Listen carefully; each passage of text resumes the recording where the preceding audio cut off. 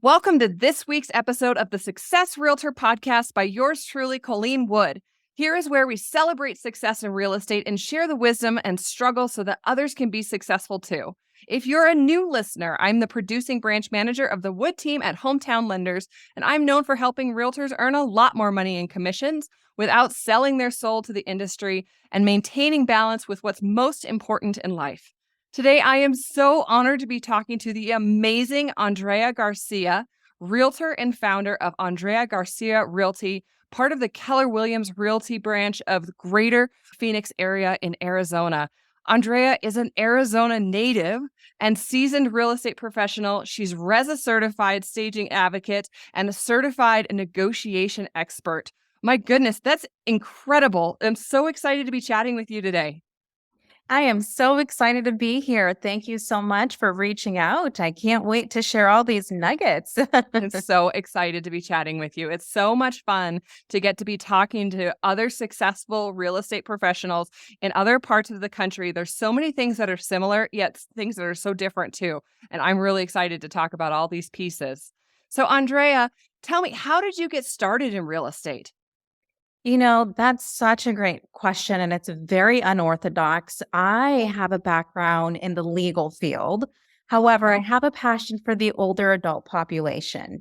And so I worked in and held various positions. I was a bailiff at the Tempe Municipal Court. I was a paralegal for a personal injury law firm. I mediated complaints through the Better Business Bureau and assisted with arbitration and mediation. So there was a lot of that negotiation already in the background. But I always found myself doing things outside of work that touched on the older adult population. Growing up with a single mother who really heavily relied on grandma, right, to help. Yes. She was that second support. She was, second mom. And so growing up in that, advocating for them, going to doctor's appointments, I just really, really felt that connection. And so through one of my positions at the Better Business Bureau, because then I went into marketing and sponsorship, I met a home care business owner here in the Valley, very well-respected home care business owner. And he asked me, what do you do on your free time? And I think I know what I said actually shocked him. I told him, I have 3 kids. At the time, I had 3 boys. And on our free time or their days off from school, we would go to assisted living communities and we would volunteer.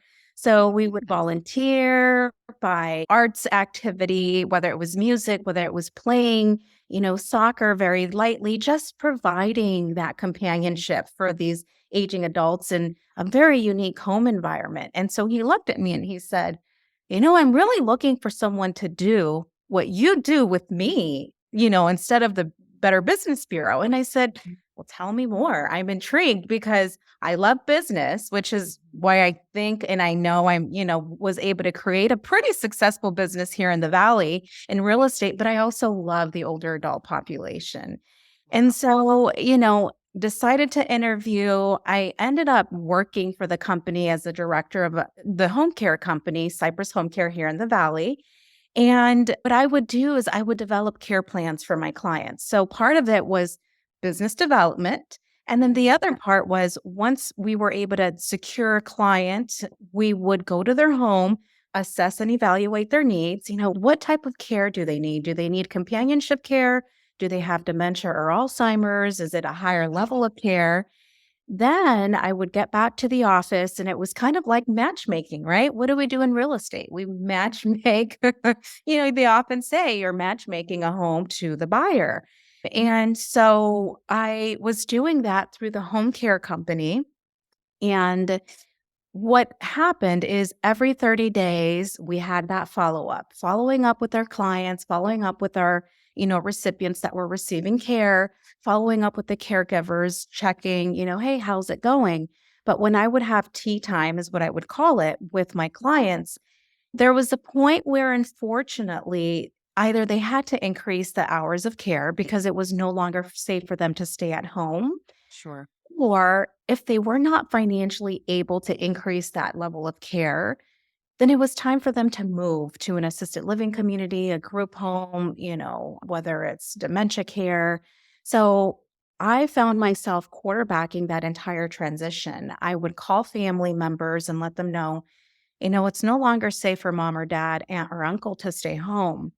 Yeah. Here are your options. We can keep them home. This is what it's going to look like. And then here's the financial impact. Or we can move them into a community. Now, we wouldn't move them. We would refer them to our trusted resources, but say, this is option number two, and it's the least expensive option. So I found myself doing that. And I don't know if you know this, but the closest adult child to an aging loved one is about 900 miles away, typically is the statistic. Wow. Yes. And Arizona being, a retirement state, we have a lot of folks who Yes, don't you have do. family in the valley. And so I found myself again quarterbacking that entire transition. And then I would just stop at the real estate portion. Mhm. Now, going back, when I was 18, 19, I had my babies very, very young. So I Oh, decided to stay home and raise them for 7 years. But at that time, I wanted to do something, right? I was either going to get my securities license for insurance or my real estate license. I ended up going for the securities license because at the time, I don't think I was the person I needed to be a successful real estate agent. And it takes a really unique person to run a viable, true business and make a living out of real estate. yes, ma'am. It's not just go, hang my license somewhere and I'm going to start getting all these leads and helping families. And Hmm. so it just so happened that during that time, my mother in law, her health was declining. My husband and I were her primary caregivers. And usually I would take her to, doctor's appointments, physical therapist, radiology, PCP, and it got to be too much. And I felt terrible that I was taking a lot of time off from work, even though this is what we were doing for our clients. Yeah. My boss, he was amazing, families first, it's okay. And I just said, I just don't feel right. So I realized there was an opportunity for me to get back into that desire of real estate to really make an impact while I was making a living. And I decided to quit. I went for my 7 or 9 day crash course. I don't remember what it was. And it just felt like it was a crash course. Yes. In Pass them by being fire. Yes, yes. In between, taking mother-in-law to doctor's appointments Mhm. and still had, my kids during that time. It was just a lot. But by the grace of God, I was able to get my license, help nurse my mother-in-law back to health, Mm. and then went right back into the community. And I was already working and I had established relationships with this community. And I said, this is what I noticed, was needed. There was a gap, right? There was a Yes. niche. There was someone that wasn't servicing that community. And so went back and said, this is what I'm doing in real estate. And since then, I wouldn't change it for anything. Goodness. My Yeah, goodness. I had no idea. So the older population is such a big part of the Arizona population. And absolutely. so do you find that that part of demographic is your primary client? It is. Interestingly enough, I am primarily working with the professionals who assist the older adult population. Oh, The primary caregiver is typically going to be a woman.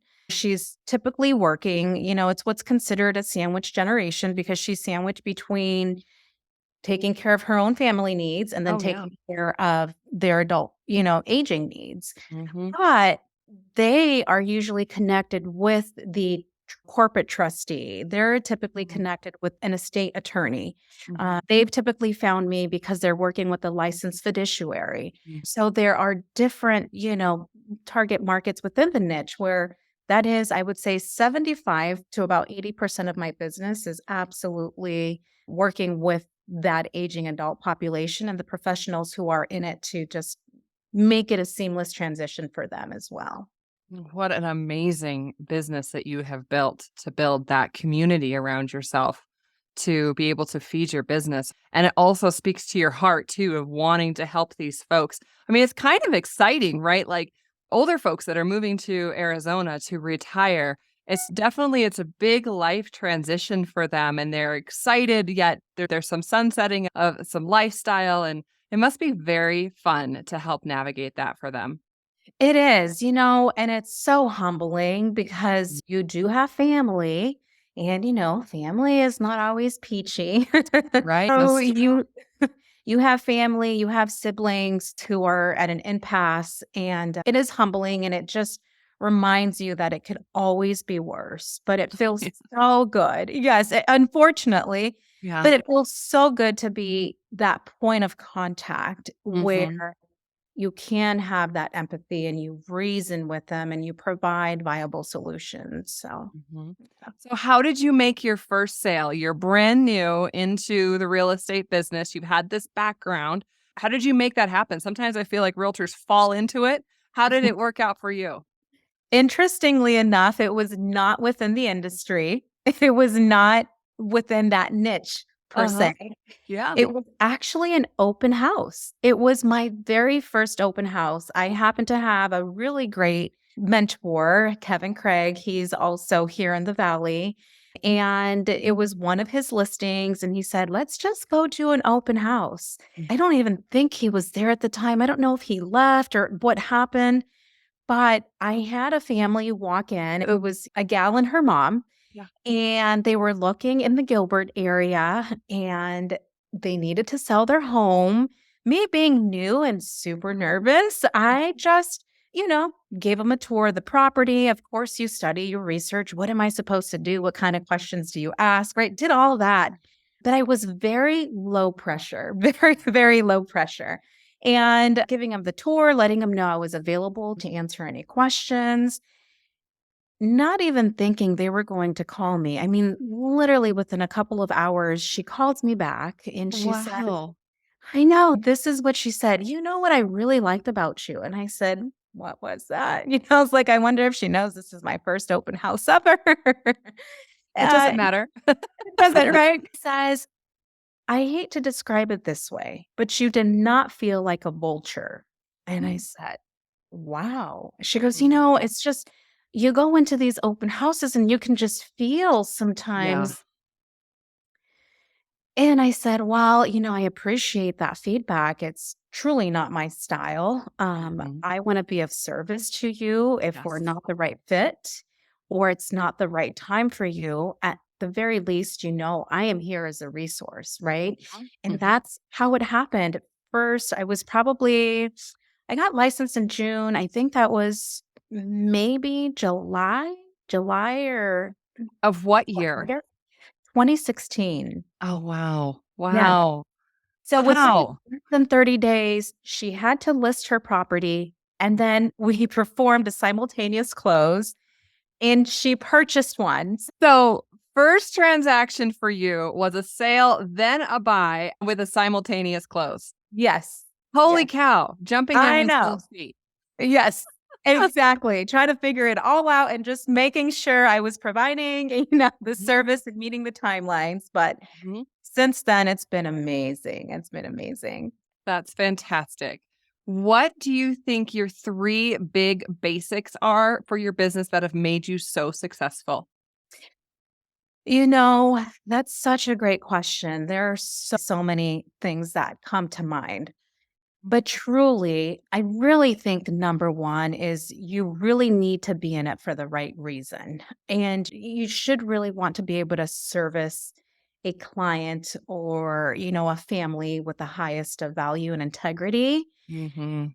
And I say that because it's not just about putting a house on the market or showing someone a property, right? It truly is their life. Mhm. Purchasing or selling is their life. And so, if you're in it because, get rich quick or a nice commission check, Yes. it doesn't happen. It takes a lot of work. So truly, again, having a humble serving heart is number one for me. Number two would be sticking to a schedule, right? Mm, Committing to that yep. routine. Woman after my own heart here. Yep. Yes. That's the way it goes. Yep. Preach. Tell Committing. us all about it. Right? And so it's committing to the routine, but it's committing to a routine that is really going to develop you as an individual and develop your business. I mean, when I first started, I believe my kids, 2016, my oldest is 18. So he was what, 14? No. Mhm. Yeah, Mm. 14. Mhm. No, No. not Math is 14. hard. Yeah, the math is hard. That's 7 years. So if he's 18 now, so he was 11. yes, he was 11.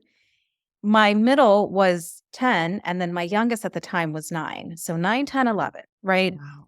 I knew those 2 years in launching my business, I had to commit a lot of time and Mhm. stick to a routine to business develop and then work in the business, right? Right.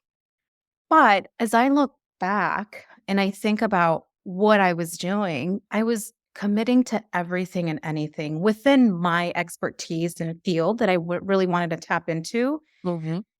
But now growing and evolving and again having that continued focus on the mindset, I realized that 20%, it's the 80-20 rule, right? Yes. 20% of what you focus your time on will yield that 80% result. Mhm. And I was focusing more on mundane tasks, things that I really shouldn't have participated in, activities and meetings where they weren't really, beneficial to the business. And I can say it confidently now.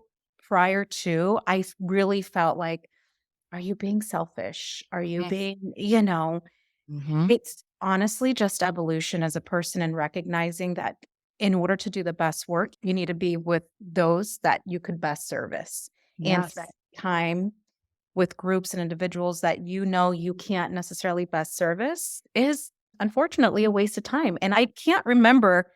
I mean, my kids now tell me, Mom, you know, we had a field trip and you didn't participate. And I Mhm. was the mom who participated, in field Mhm. trips. I was the mom who stayed home for 7 years because I wanted to, Right.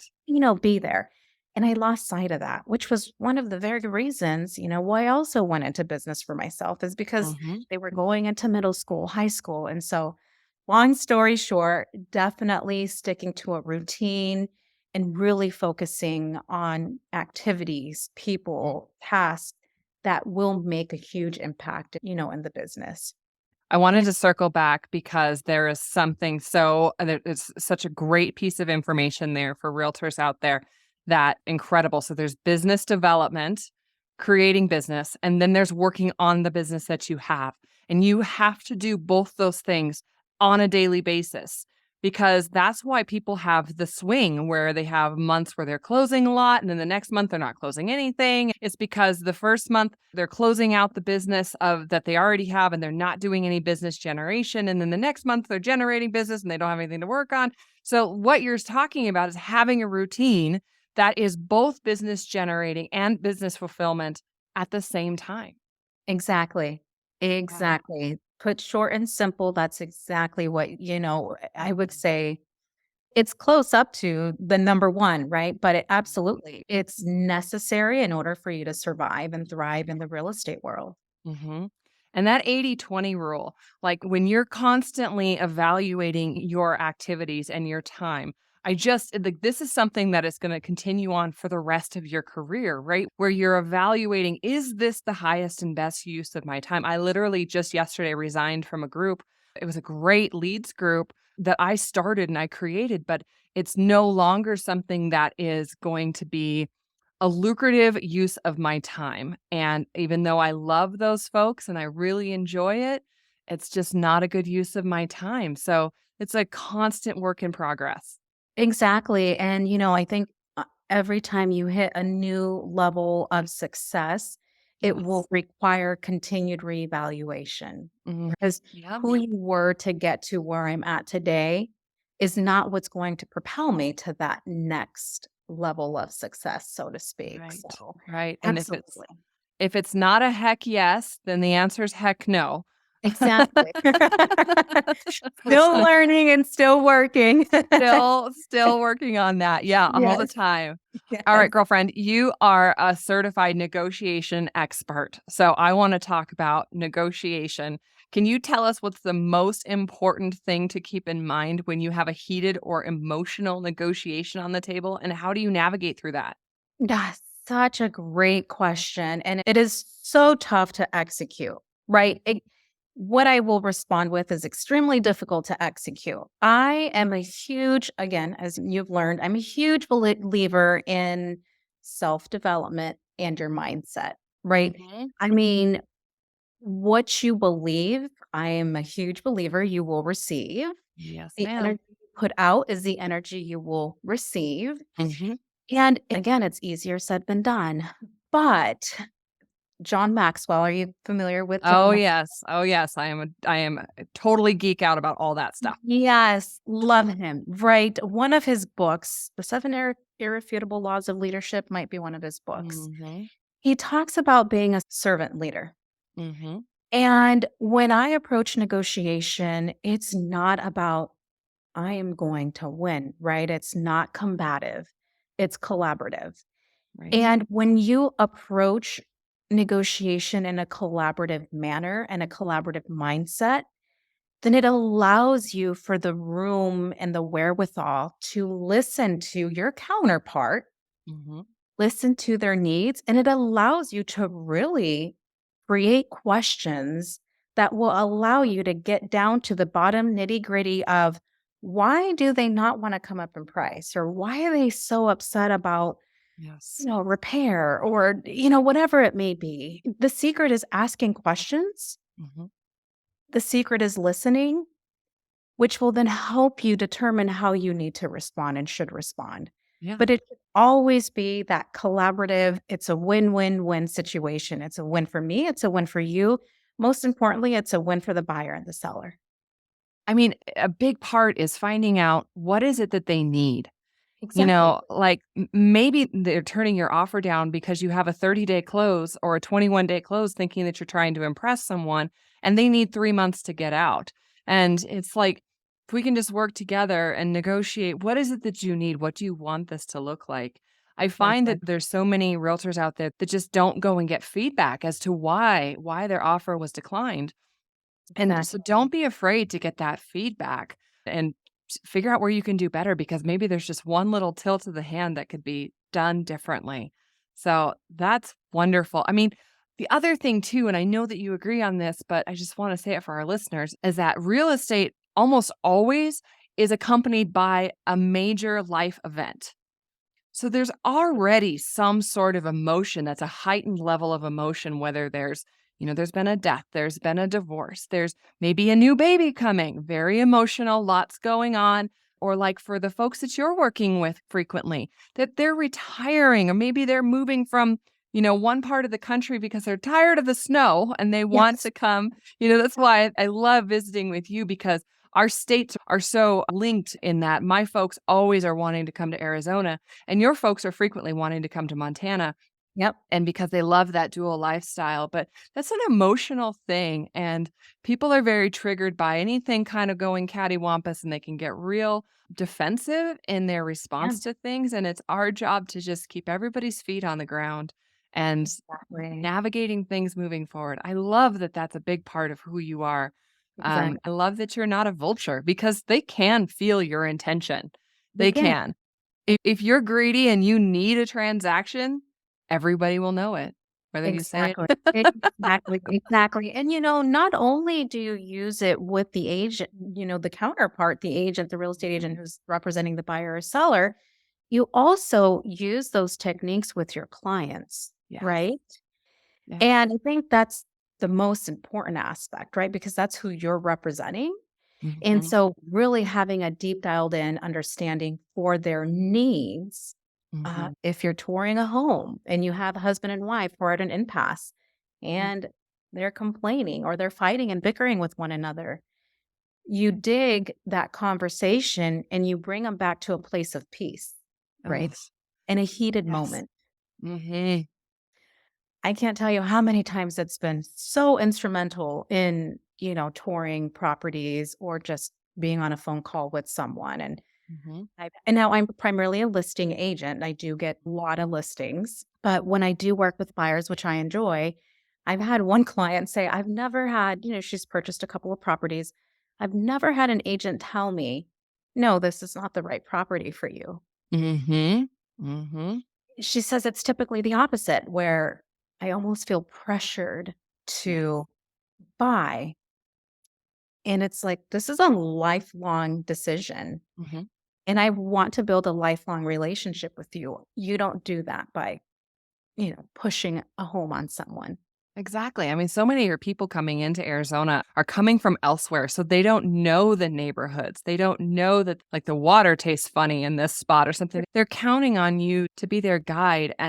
Yep. And I think that really is what separates people that are, moderately successful to the people that are really successful, because there's a humongous gap of the really successful people that are doing the majority of the business, back to that 80-20 again, where you Yeah. have 20% of your folks that are doing 80% of the business. There's a reason why. And that's why we're doing this podcast, is to talk about what is going to separate you. And it's for you. I mean, it's obviously why your clients love you so much, is that you really are there for them, either side of the transaction, buying, selling. Often people that are listing are going to turn around and buy something else too. So you end up being a buyer's agent on that side. Exactly. But that's a big mic drop right there. Make sure your intentions are right and you're taking care of your clients. Yes. All right, Andrea. So I'm sure that your mind is constantly going all the time, like mine is, where you have ideas, they come to you at random times. Mine come frequently to me in the shower. How do you capture all of those ideas? Ooh. So I will tell you, I'm very passionate about providing an experience Mm-hmm. for my clients, Mm-hmm. right? Not a transaction, an experience. So I actually described it this way to a colleague of mine last week. I said, when you get to Universal Studios and you get on the Minion ride, those 3D rides, right? It's an experience. You're going through the tunnel, and every time you turn left or right or around the corner, it's a different moment. It's a different image, and you're just experiencing something new every time. Mm-hmm. So, what I do is, number one, hire a coach. Yes. Hire a coach, right?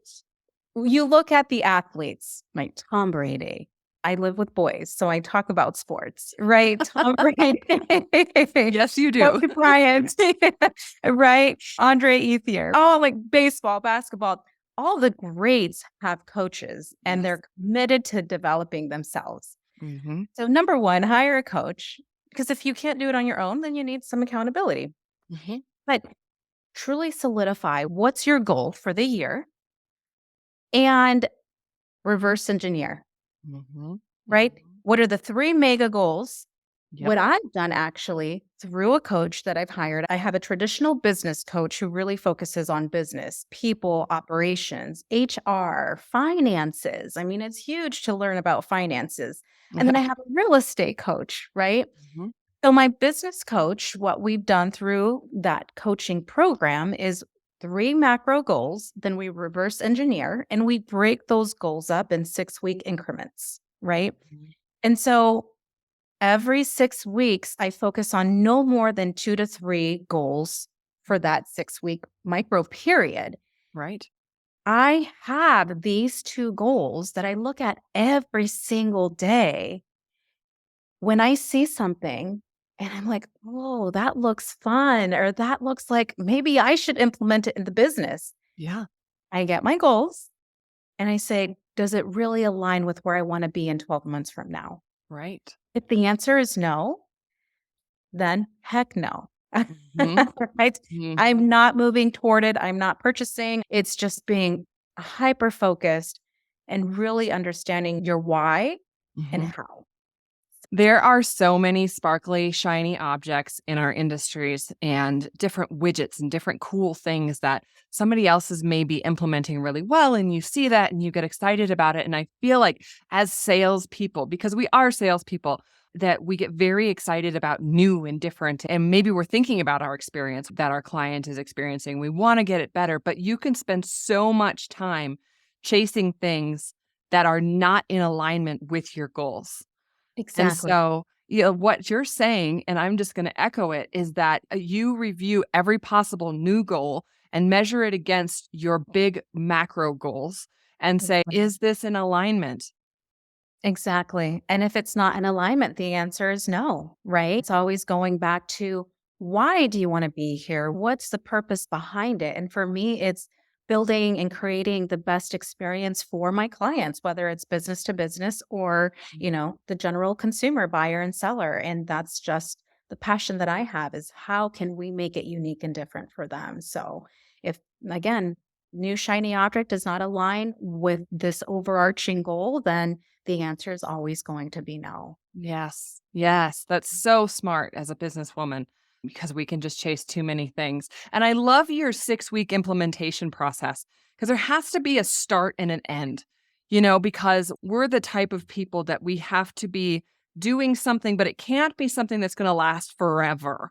If you're building new relationships or you're implementing like a CRM or something, there has to be an end date so that we can move on to something else or reevaluate if that was a good thing to continue to carry on with. Exactly. And this hasn't been as easy as I'm making it seem, right? I mean, it's been a 6 years developing it. I would suggest when you're looking to really focus on business growth Mhm. and business evolution, is that you really take time, which I like to call a CEO day, whether it's a CEO day, whether it's CEO 2 hours or 4 hours, but really dialing in and connecting with your growth plan emotionally and mentally. Because once you're connected on a weekly basis, it becomes much easier to say no and to really Mhm. refocus and realign because you're living it and breathing it every single week, whether it's through the day or a couple of hours during the week. You really lead your business with a plan. And I just wrapped up a book, which I feel like I keep talking about this book, but it's so good. It's by Napoleon Hill, who he Okay. wrote Think and Grow Rich, which everyone knows is the number one best-selling entrepreneurship book ever. But Yep. right after he released that book, he wrote a book called Outwitting the Devil. Mhm. And his family did not want that book to be released because of the devil part of it. And he's Right. interviewing the devil in it. But the big takeaway that, whatever your version of whatever the devil is, it's to me, I think of just a life not well lived, just to keep it Mhm. super surface level. And that the way to live a great life is to live a life with definiteness of purpose. And if you don't Exactly. have a defined purpose and direction, you're just drifting.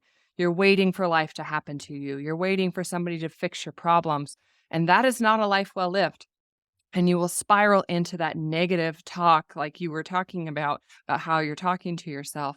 And you'll spiral into that and find yourself going in other directions that are devilish, we'll say, just not a good direction. So, you guys, you must have a plan and you must implement it. Exactly. And, that reminds me of a book that I'm about to wrap up, Be Your Future Self Now, right? You need to make decisions. I You gotta need write to that make down. decisions today that will get you to where you're going to be tomorrow, right? And that requires a new person today, not tomorrow, today. So just thinking, be future self now, today. Again, it's always easier said than done because you are making uncomfortable decisions. You are making or creating, having uncomfortable conversations. But the reality is, it's in you. Mhm. You wouldn't have this vision if it was not your purpose. I am a huge believer in faith. And Me too. yep, living out that purpose is what's going to provide that, fulfilling, fruitful, both financial and spiritual and mental health. It's all encompassing. There's a reason it was put on your heart, Exactly. and that's Absolutely. because it was for you. Yeah. Yes. It's a disservice if you're not following it, right? It's a Mhm. disservice to you. It's a disservice to those around you, and it's a disservice to the world, really. Yes, ma'am. Yes, ma'am. All right, moving into 2023, what do you feel like is the most important skill for realtors to develop to stay in front in this different market? Ah, great question. I'm going to say there's two because I really think you need to. Number one is business development. I don't Mhm. like to call it lead generation. I don't know. That's just Mm. me. It just sounds super salesy to me. And it's not about that. Truly, you're developing your business to fulfill your business purpose and the purpose of those around you. So, business development is number one, not being afraid to, for instance, for me, again, I work with attorneys, trustees, licensed fiduciaries, but I have found that the skill set that I have is also very helpful for divorce attorneys Sure. and those clients going through divorce. So Mhm. this year I said, I'm going to also expand on and grow my network through divorce attorneys Yes. and financial planners who have the divorce certification. Hmm. So, is it easy? No. Is it uncomfortable for me? Absolutely. Right. You always want to gravitate toward what you do very well, right? I do it well, but it's a completely different conversation that needs to be had. So, Right. you need to business develop and you need to really seek out the opportunities that will expose your strengths. Number Hmm. one. Number two would absolutely be communication and negotiation, right? I Hmm. mean, now more so than ever, prime example, she's an amazing, amazing, amazing agent. We are now under contract on one of my properties that's currently listed on the market. Her client wanted to come in $100,000 below, right? The Oh, condo is listed at, and it's happening. It's mhm. happening this It now is. market. Hmm. So, our property's listed at 550. They came in at 460. I said, I'm absolutely thrilled and happy to present this to my client, which not Sure. only is a licensed fiduciary, but it's also an attorney and the Mm. beneficiary. So I'm often responding to three different people. I said, would you mind if you send me your market analysis? I said, I would love to work with you. I Yeah. would love for your client to secure this property. But Hmm. I can't just say, here's an offer $100,000 below market value. Right. It has to make sense. It has to make sense. So Hmm. send me your comparative market analysis with details as to why you think this is the value. Hmm. Great. She sent, the information. I sat down with my three prospective clients or three sellers Yes. and, had the conversation, looked at the evaluation. And of course, I was prepared to bolster Hmm. my position. Hmm. And I said, let's go through this, right? I showed him exactly why I think those comparable properties aren't viable properties and don't Hmm. represent an accurate value for the home. Hmm.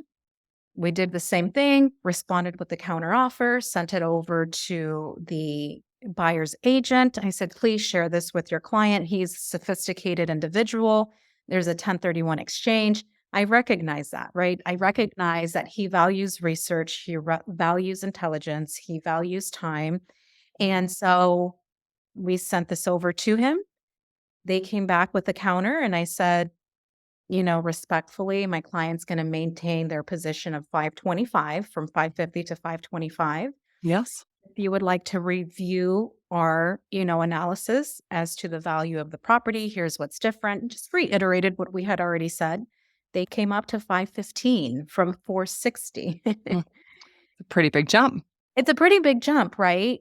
And, for him, it's just the bottom line. Right. He's an investor, it's the bottom line. And we said, he can go purchase a $460,000 condo outside of this community.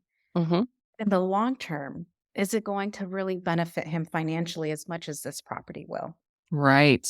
Great So, response.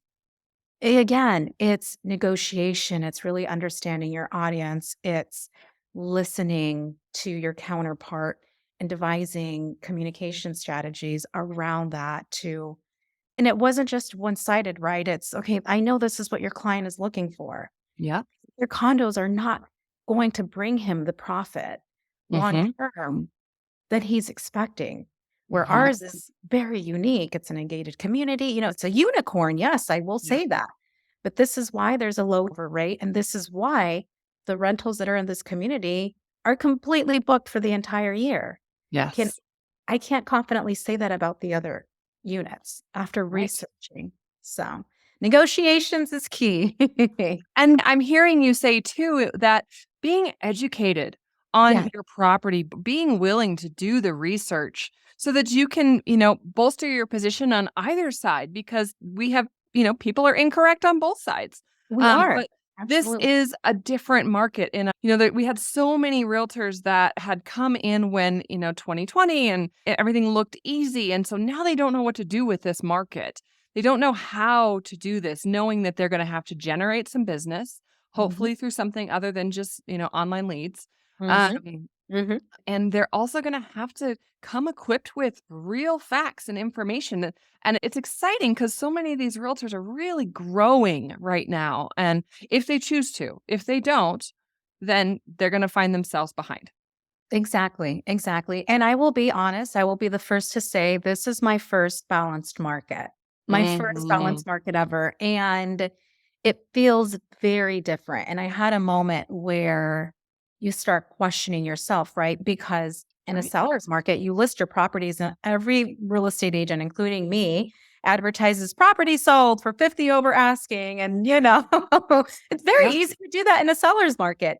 We're Yes. not doing that in a buyer's market, right? And so it feels different. Then you start Mhm. questioning, am I doing everything that's I could potentially be doing? So Right. from, like you said, education, curiosity, really wanting to deliver the best service to your clients, you start thinking creatively and you look at different avenues to enhance your offerings. And one of those offerings should be negotiation skills and strategies.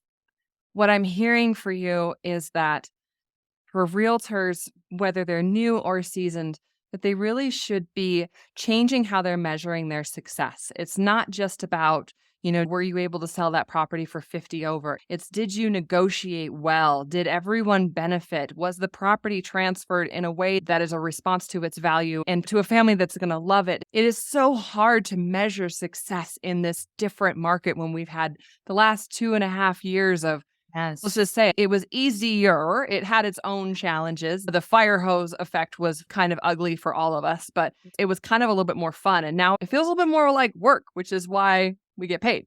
Ex Exactly, Yeah. exactly.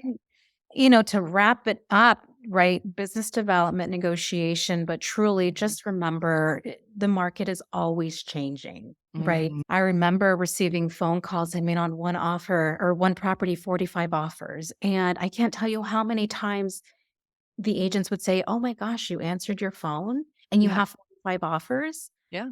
Absolutely, Of because it's course you not gonna did. be like this forever. Right. I know how hard you're working because I have 2 represented buyers who couldn't come over, list price by $100,000. Mhm.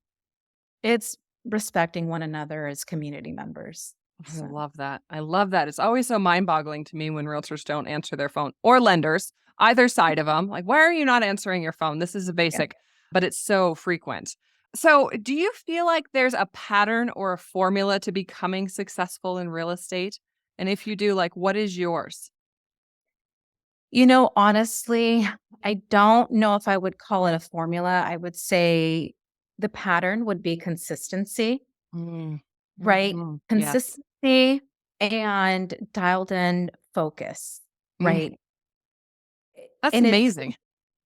that's it, right? It's doing the mundane, boring things, what someone might consider boring, day in and day out, and doing it extremely well. Mhm. When you do that, I know your business will be just fine. Now, there will require some evaluation, right? Mhm. If you've done something for so long and it's not working, what does success look like for whatever it is that you're doing, right? What's the track record? What are the metrics? If you're not Mhm. meeting those metrics, then okay, it's okay to deviate from that plan, Yes. right? Being consistent, researching, following up, deviating where needed, but then going back to that consistency. Yes. Yeah. So there's failure, and there's a lot of times that we think of something that's come apart or a system that we've been using that we were very successful with, and now it's not working anymore.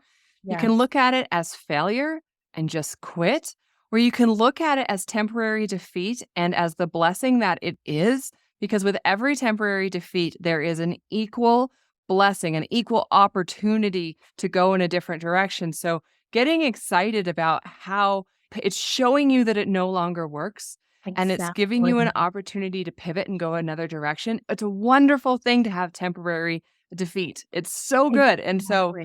changing your mindset about it so you can be successful in a different direction. I just love that. That's a common theme that I'm seeing with these top agents is that every single one of them has a plan for success, and they're very, very stingy with their time. Like, they only do the things that are the right things, and they're constantly reevaluating it. And they're also spending a lot of time in the self-development space. Yes. Whichever self-development speaker or coach that really speaks to you, dive into it because it's such a huge part of how we are successful. It is, and I love the way you put it. That's exactly it. Temporary defeat, leads to uncovered opportunities. Mhm. That's where growth happens, right? Mhm. You fail when you choose to stay there. You don't fail Yes. when you evolve and grow from it. Yes, yes, Yeah. be excited about it. You and I were kinda talking a little bit before we jumped on, and part of 2022 for me was that I had a humongous, beautiful office in Yes. downtown Bozeman, Montana, and I chose just for financial reasons, and the market had shifted, and I didn't need this great big team anymore. Of course, there were some personal things, like I didn't wanna be commuting anymore, and there Right. was a real heavy weight of feeling of failure, like, "I failed at this. I failed in that I'm not keeping this office, even though it wasn't taken from me, I chose to pivot and go a different direction, and every part of it has been such a blessing, and I'm so glad I waded through that feeling of failure because it was just temporary defeat, That's it. and And look yes. at you now. How Mhm, like, right? You're a testament to going through that process. mhm. Yes. Oh, yeah. So, I encourage you guys, if you feel defeated, just look for the opportunity, like, start thinking positively, and something will come to you, your intuition, that sixth sense that where you see an opportunity, it will come to you, but it won't come to you if you're feeling negative. Your mind will Exactly. just close down. Yep, No, yep, yeah. I mean, you will find what you're thinking, right? So it's just that quick mind shift. It's shift. It's just, living in gratitude. It's yes, just, right? You will find what you're thinking. It will come to you. So it whether will. that's negative, you're going to find negative situations. If it's positive, you will find those opportunities. Yes. So, my friend, what's next for you in your career? So I'm actively working on growing the team right now, honestly, as a top 1% performing agent in the Valley. It's just me. And Mm, I do have an executive assistant. I do have two transaction coordinators because we do things a little different.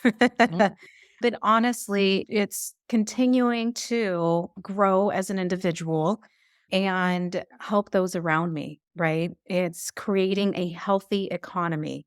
And mhm, one of my focuses is really on my team this year. And when I say team, it's executive assistant and the independent contractors mm, that I work with. mhm. Whether it's for social, for blogging, for website, it Yes. takes a village, Mhm, and I want to love on them more mm, than I have, and just building that, loving economy of professionals around me. So that's mhm. really my focus this year.